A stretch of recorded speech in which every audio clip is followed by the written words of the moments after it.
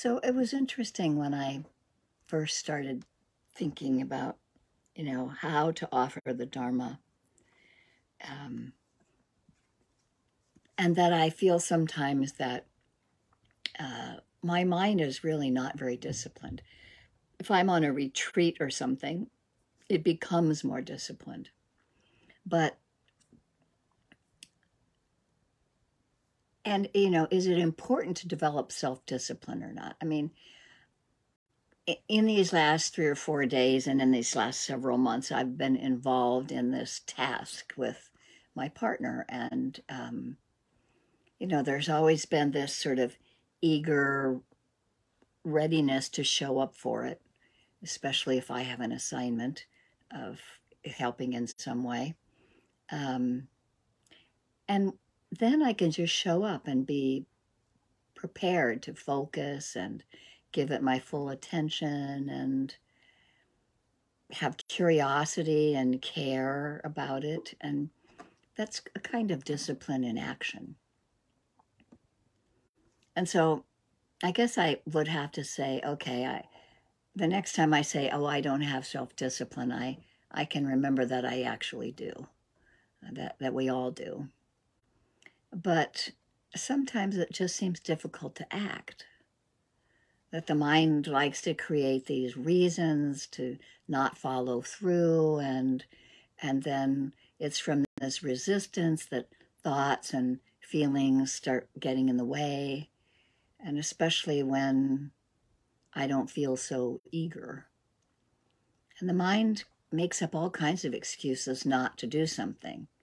If we think it's boring or too difficult, then we might just ditch something before we complete it if we're stuck or disinterested. And what I notice is that it's important to remember that it's impossible to stop our minds from thinking. And so pushing thoughts and feelings away just make them harder to manage. And instead, the best way to sort of improve self-discipline is to notice and to accept and let go of the resistant thoughts and feelings so that we can move on and accomplish whatever it is that we set out to do. And meditation can help us pay a lot better attention to what we think and feel. And when we struggle with self-discipline, meditation is a practice of self-discipline in itself. Taking regular breaks to spend time with our mind intentionally is what strengthens our awareness and compassion for ourselves. And the way that we show up for ourselves when we meditate is a good indicator of how we'll show up for things in life where practice and repetition is involved. And so we have this mental health toolbox that we're developing to help us make better decisions and to allow us to stay focused and, commit to the present moment. And I think that this discipline is easier when we let go of trying to control the mind, when we try to control our minds. And I'm always trying to control my mind, make sure it's thinking in the right direction or being aware of what's happening, or, as we develop the awareness and wisdom in our practice and we want to incline the mind towards wholesome thoughts, letting go of unwholesome ones, it takes a certain amount of effort and self-discipline, and it's a fine line between that right effort, but done easefully, than trying to control the mind and make it go somewhere, which we can't do. And so just improving self-discipline by noticing thoughts and feelings that affect my behavior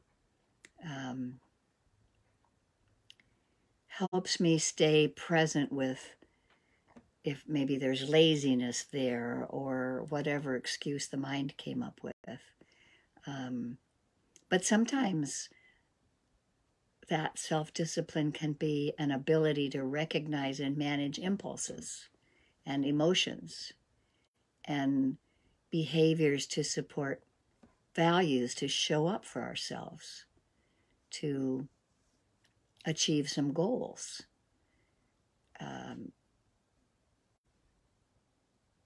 And happier, healthier habits of the mind and of the body. So if we compare self-discipline with meditation, we'll, I think, sort of notice how similar and simple they both are, that meditation helps us be present moment to moment and become aware of our thoughts and emotions. And self-discipline helps us to be in the present moment, to make the best decisions for ourselves and take action no matter what thoughts and emotions pop up.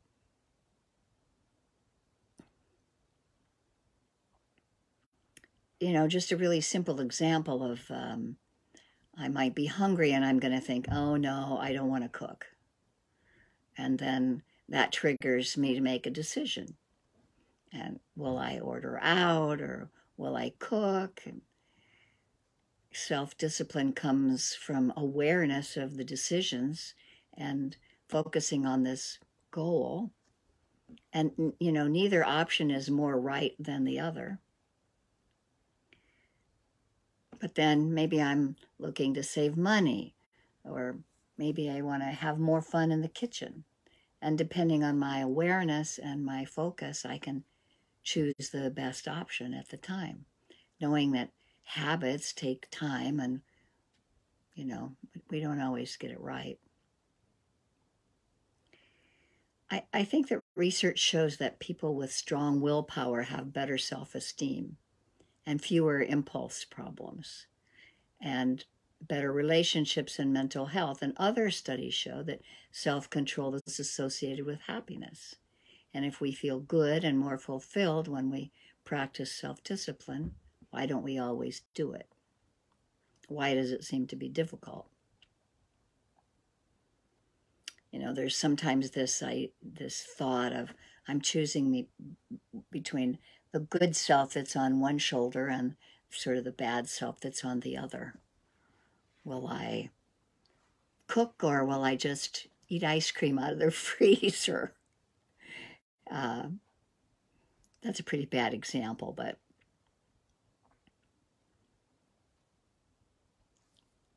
this good self-control doesn't always, you know, win the battle. But also I think self-discipline doesn't have to be so exhausting. Sometimes there's negative self-talk that comes up about what we should do, and when we get caught up in choosing this good or bad option of making something right or wrong, well, that kind of falls into the self-improvement trap rather than strengthening self-discipline.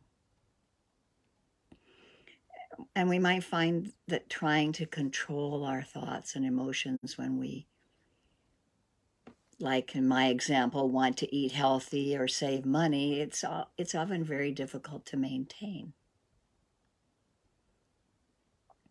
And so we can find easier ways to make decisions that support our values and our goals without engaging in this internal battle, like practicing mindfulness. The approach to this way in mindfulness, it allows us to simply notice our thoughts and feelings and be willing to sit with them. So when I was trying to decide what to talk about today, and I just sat with what my mind state was like, and I brought mindfulness to it, I was able to hold what seemed to be maybe in delusion. I was confused, or maybe even had some sort of aversion to it, but I just kept with those difficult emotions, and I was able to really clear up easily and find energy and effort to just talk about what was actually happening, bringing my everyday experience. And, meditation, mindfulness and meditation, they're already an act of self-discipline, because just showing up to sit with the mind regularly strengthens our sense of commitment.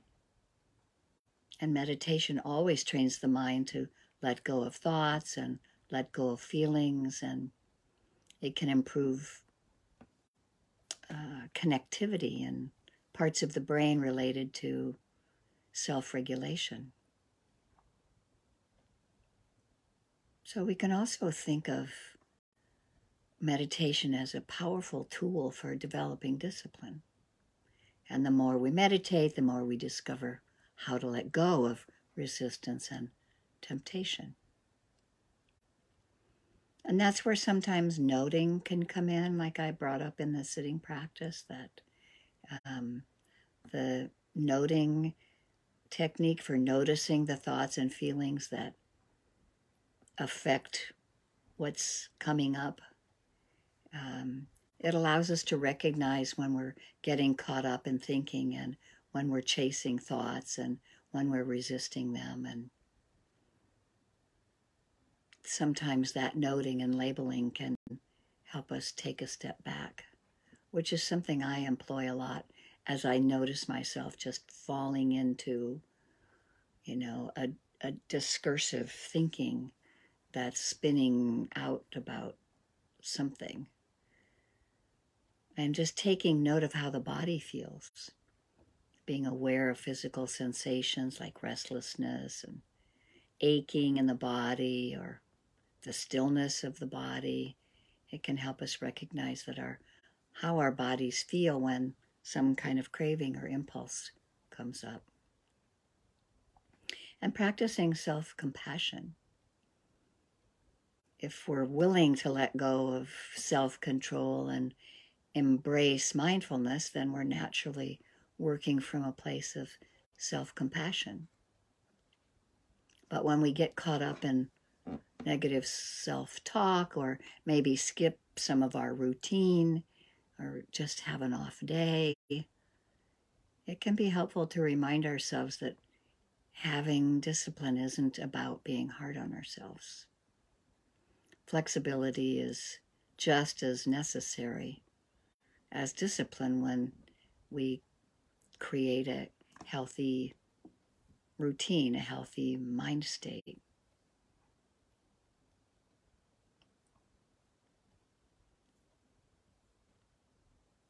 I don't know if any of you have ever seen that app, Headspace. It has all kinds of guided exercises to help build up practice. And it helps with, coping with cravings and managing financial stress. And the person who created it was I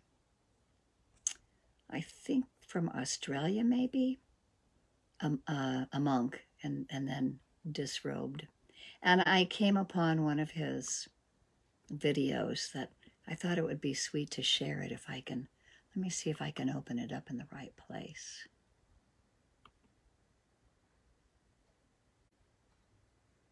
Okay, I think I might be able to. So I'm going to share my screen.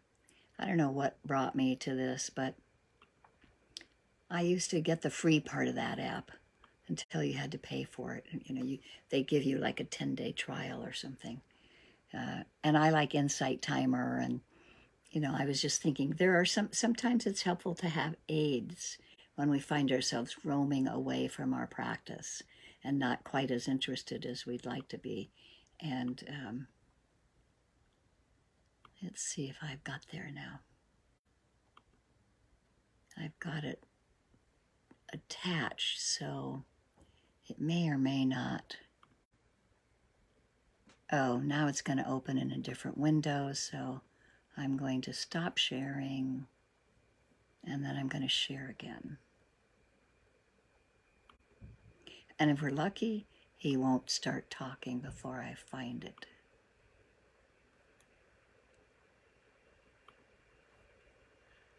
There it is. And he's not talking. Oh, he is talking.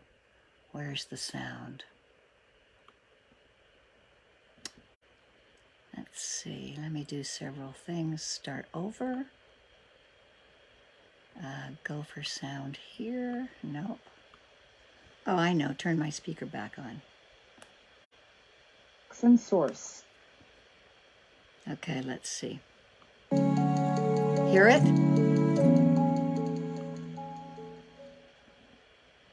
I think sometimes the way meditation's presented, it's as though sort of all thinking is bad. Thinking is not bad. Thinking's only sort of not very helpful when it overwhelms us, or in some way it gets in the way of us living the way that we would like to live. So I would think of it more in terms of, if we can learn to step back from our thoughts, then we can start to have a little bit of space and we can see what thoughts are not so helpful, and we can let go of those. And what thoughts are helpful, and we can engage with those. So start to notice in the mind which thoughts are unhelpful. You notice it, acknowledge it, let it go, and come back to whatever you're doing. If it's something positive, we can acknowledge it, maybe make a note of it, engage it if necessary, but ultimately let that go as well. So by learning to let go of that which is not helpful, learning to engage with that which is helpful, we can start to embrace the positive aspects of our life, the things that are going well, the things that we can look forward to in the week ahead. So with that in mind, just take a moment right now. Take a big deep breath, breathing in through the nose and out through the mouth. And as you breathe out, allowing the eyes to close, feeling the weight of the body pressed down, allowing any and every thought to just come and go. As you sit there, just starting to notice the movement of the breath in the body, the rising and the falling sensation. Just gently placing the hand on your stomach if you can't feel that movement.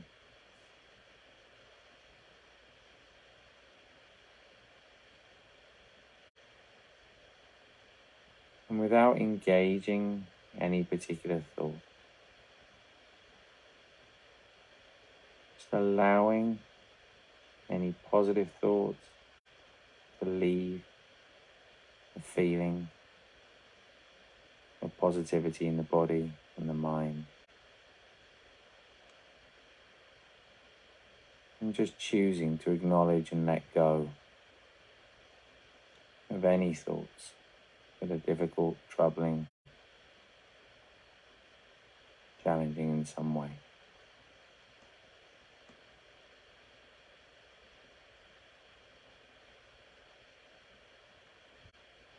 And then just bringing the attention back to the body. Coming back to that feeling of contact. Putting in the intention to be more aware of the positive thoughts that arise in your mind throughout the week. And then whenever you're ready, just gently opening the eyes again.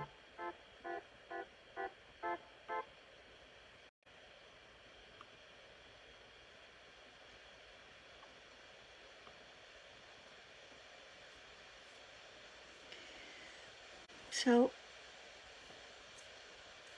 I think the reason that I bring all this up is how to approach things when the mind feels fuzzy or the heart feels uninterested, and